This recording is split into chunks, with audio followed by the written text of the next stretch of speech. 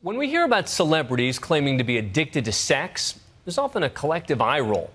But when it comes to porn, there's increasingly concrete evidence, science, that the addiction can be real and as powerful as drugs and alcohol. For many kids who can easily access porn from their computers and even smartphones, it can go well beyond just a dirty habit and become a dangerous one. Here's ABC's Lindsay Davis. According to one study, 7 out of 10 teens have accidentally stumbled across porn online. But experts are asking, is the average teen really ready for this? A hardcore porn video, just right on my phone for anybody to access. We've always suspected that porn can't be good for the teenage brain.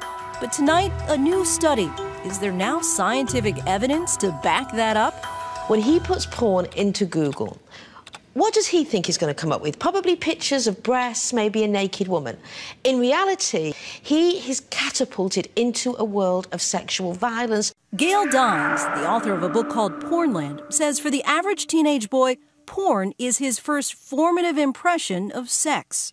He's not got a reservoir of his own experience of sexuality with other people. He's probably never had sex with another human being. And it's not just boys. Winifred Bonjean Alpart was only 12 years old when she shockingly admitted she'd not only seen porn, she says she understood all the innuendo. We're getting messages from everywhere that are saying if you dress this way, you are going to be either treated well or you're going to feel powerful. Sex is power. Winifred is part of this new order of teens brought up in an era where explicit images can be found just about anywhere. We're like the first generation to have what we have. So there's no one before us that can kind of guide us. I mean, we are the pioneers. And these images can be traumatic. Her friend Danielle first learned about sex on a porn site. It was this one black guy, one Hispanic guy, and this one very blonde woman. And they were just like ferociously banging each other. It was very, I mean, I came home, I was bawling my eyes out. I'll never forget it. It's not surprising that these images often color teens' ideas of what sex should be like. It's not as good as masturbating. Calum is a young man living in England with a long-time porn compulsion. He spoke with English journalist Martin Dobney, saying that he's had sex with women and it just doesn't compare. It's not as good because they're not as good as the porn. Obviously, the porn girls have done it a lot more confident. And with pornography so ever-present, some teens become addicted to it, sometimes at heartbreakingly young ages. So 12 to 13, all the way up to probably 14, it was kind of there, uninterrupted. I became almost numb to it. It became such a part of my pretty much daily routine. Nathan, a teen in Utah, eventually admitted what was going on to his parents and was ultimately able to quit. But for others, it's not that easy. I started to isolate myself because I hated what I was doing. I hated that I couldn't stop. Brienne is now 23, but remembers just how strong her addiction was during all of her high school years. I would say that this is something that was not just me. I knew tons of students who were in my grade, my peers, who were struggling with the same thing. For Calum, he says it crept up on him. At first, obviously, I didn't know the limits and the bounds of what is extreme until I'd speak to my friends and I'd find out how much they view of porn, and it just didn't compare. Like, every bit of spare time I have in the day is watching porn. Dobney spent a day with him to see the problem firsthand. Why do you think you've got this relationship with porn? Don't know. I really don't know. I just think that's just something that my brain must have picked up. I can't find a way to stop. I've tried getting rid of my smartphone there and think to yourself, why have I just done what I've done? And how do you get over that low? Do it again. Dobney gets a glimpse of Calum's hard-fought struggle when they drive past a pretty girl, and it immediately triggers a reaction. Where are you off to?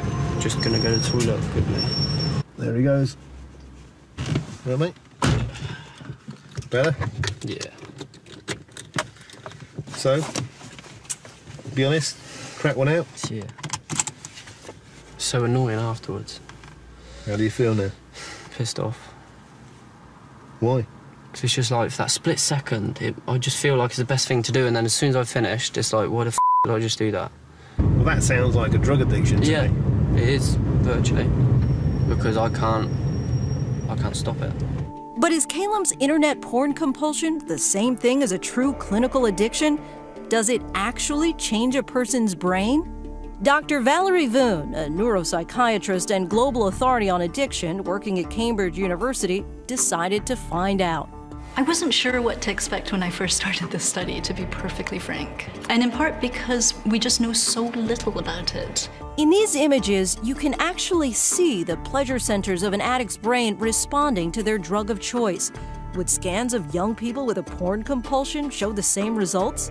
Voon found 20 young men between 19 and 34 whose lives were so controlled by porn that they were willing to be a part of the study.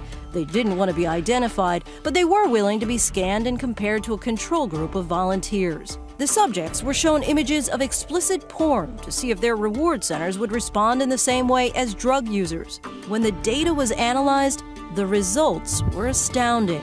We see there's a very clear increase in activity in the reward center. The compulsive users' reactions were twice as active as those in the control group in the pleasure center known as the striatum, matching the responses of drug and alcohol addicts. Compulsive pornography users do have parallels with substance use disorders. Of course, one study is not definitive, and the Free Speech Coalition, a trade group for the porn industry, says that unlike drugs and alcohol, adult content is not and cannot be a chemical addiction, no more than compulsive shopping, gaming, or hoarding. But even if we assume this is an addiction, what's the cure? Cindy Gallup, a former ad exec turned entrepreneur, thinks she has a solution. Replace hardcore online porn with images of real lovemaking.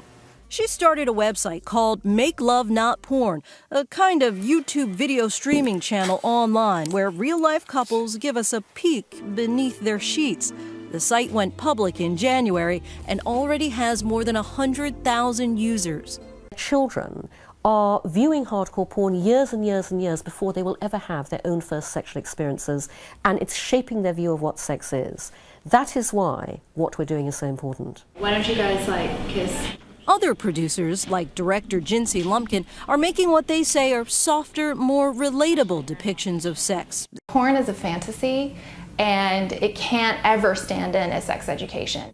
But for the kids who view these hardcore images, they can be difficult to erase from the brain. For Winifred, these pictures that many kids see too many of too soon simply don't translate to true life or true love. Parents are able to talk to their children about what real love and real sex later on is. Most of the kids I know would trust our parents over to porn stars that we've never met. For Nightline, I'm Lindsay Davis in New York.